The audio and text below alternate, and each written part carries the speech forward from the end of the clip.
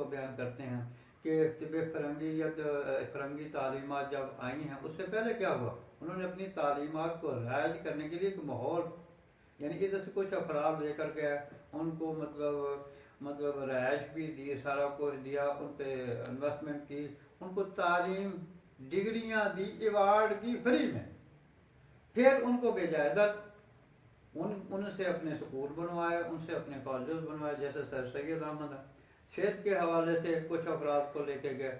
جی آج دیکھیں کہ پہلے جو طب یونانی تھا یہ آیو ویدک اور سدھا کی بیساکھیوں کا محتاج تھا.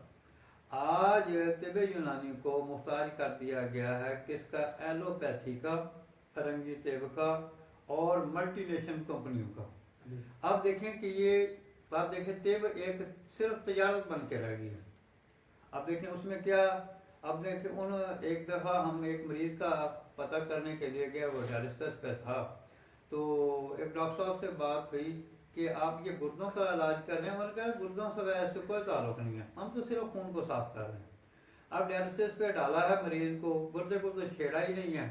جی اب دیکھیں کہ وہ تو بار بار وہی عمل کرنا پڑے گا. جب وہی عمل کرنا پڑے گا تو نتیجہ کیا نکلے گا؟ نتیجے کے طور پہ جناب ایک تجارت ہے، کچھ ٹیسٹوں کے حوالے سے ہے کہ ٹیسٹوں کے پہلے کیا علم تھا؟ کیلوری کا علم تھا.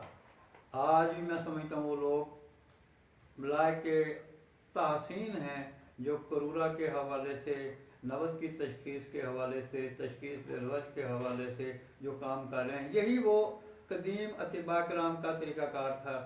اور میں سمجھتا ہوں آج صابر صاحب نے یہ کیا ہے رحمۃ اللہ تعالی علیہ، انہوں نے اس صاف شفاف چشمے کو آلودگی سے پاک کیا ہے، تجدید اور تجدید کی ہے. جبکہ ان کے استاد محترم سے کوئی ان کی بات بھی، انہوں نے کہا، انہوں نے تو طب جدید بنایا تھا. ہاں جی اس کو طب جدید کہا تھا. صابر صاحب نے فرمایا طب تو قدیم ہے، طب جدید کیسے ہو گیا؟ ہاں اس کے اندر تجدید ہو سکتی ہے. اس کی اب ایک کپڑا ہے، اس کے اوپر آلودگی آ گئی، کپڑا تو نیا نہیں لائیں گے نا. اصل چیز تو یہ ہے کہ اسی کو صاف ستھرا کر لیں. ہاں جی کیوں؟ طب کیا ہے؟ یہ فطرت ہے، نیچر ہے. اب دیکھیں اغذیاء کے حوالے سے بھی سردی آ رہی ہے تو نیچر کیا ہے؟ ہمیں ضرورت کس چیز کی پڑے گی؟ گرم کپڑوں کی. اور میں سمجھتا ہوں کہ سردی میں کوئی بندہ بنیان پہن کے، ٹروزر پہن کے باہر کھڑا ہو جائے، ہاں جی تو کہے کہ میں جناب فطرت کا مقابلہ کرتا ہوں، یہ تو اس کو ایک حماقت پہ آئے گی. اب دیکھیں جیسے موسم بدلے گا، گرمی کی طرف جائے گا، ہمیں رضائیوں کی ضرورت نہیں رہے گی. ہاں جی اس وقت میں ٹروزر اور بنیان تو مانی جا سکتی، لیکن شدید سردی میں تو وہ جب موسم تو پھر اپنا بدلا لے گا، اس کے لیے کیا؟ کمبل کی ضرورت ہے، ایسی اغذیاء کی ضرورت ہے جو انسان کے جسم کے ٹمپریچر کو مینٹین رکھیں، مناسب رکھیں.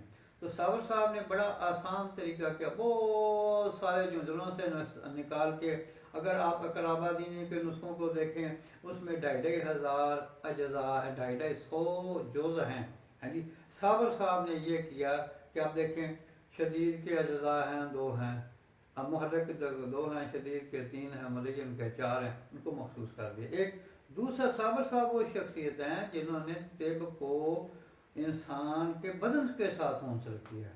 دیکھیں اصحاب کی تحریک ہے، حضرات کی تحریک ہے، غزل کی تحریک ہے، ٹھیک. ان تحریکات کے تحت باقی یہ کیا سر درد ہے، پیٹ درد ہے، گھٹنے کی درد ہے، کندھے کی درد ہے، کمر کی درد ہے، یہ تو علامات ہیں. اب علامات کو انہوں نے انسان کے اعضاء کے ساتھ منطبق کر دیا. اب ایک سسٹم کو انہوں نے ٹچ کرنا ہے. ہاں جی سسٹم کو آپ نے ٹچ کیا، چینج کیا، وہ علامت خود بخود رفع ہوگی.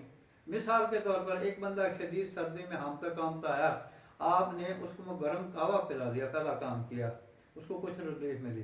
پھر آپ نے اس کے اوپر رضائی دے دی اور ریلیف مل گئی. اب آپ نے اس کے ساتھ کمرے میں تھوڑی دیر کے ہیٹر لگا دیا تو وہ بندہ اٹھ کے بیٹھ جائے گا، آپ سے باتیں کرے گا. وہ بندہ جو بھی ہوش پڑا تھا سر کے کنارے، اگر آپ اسی کے اوپر ٹھنڈا پانی ڈالیں یا برف ڈالیں یا بارف ہو جائے تو وہ تو بیچارہ مر جائے گا. صابر صاحب نے یہ کیا کہ طب قدیم کے جو مسلمان اطباء کرام کے جو چیزیں تھیں انہوں نے انہی چیزوں کو اڈاپٹ کیا.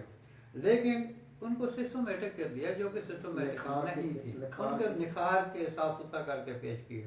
اب یہی ضرورت تھی، اسی لیے ہم کہتے ہیں کہ طب صابر جو ہے، اب بعض لوگ اعتراض کرتے ہیں کہ دیکھیں جی صابر صاحب نے کہا میں جناب طب یونانی کا نمائندہ ہوں، قدیم طب قدیم کا۔ میں سمجھتا ہوں کہ بالکل انہوں نے کہا، کیونکہ یہ اس وقت کہا کہ جب طب یونانی کے نمائندے جب ایلوپیتھی والوں کے سوالوں کے جواب نہیں دے رہے تھے تو ان سے جب کہا، پوچھا گیا کہ وہ تو اور لوگ ہیں، تم اس کے کیا نمائندے؟ انہوں نے کہا ہاں میں طب قدیم کا نمائندہ بھی ہوں اور طب یونانی کا نمائندہ بھی ہوں، کیونکہ اگر آپ اس کی بنیاد یونان سے، حالانکہ یونان سے طب کی ابتدا نہیں ہے، اس سے پہلے ہے، یونان تو بعد میں آیا ہے۔ حضرت آدم علیہ السلام تو کوہ سرندیب پہ اتارا گیا تھا۔ اب دیکھیں اس کے درمیان میں پہلے حضرت آدم علیہ السلام نے جو اپنے اولاد کو چیزیں سکھائی سمجھائی، اس کے بعد سدھا آیا، سدھے کے بعد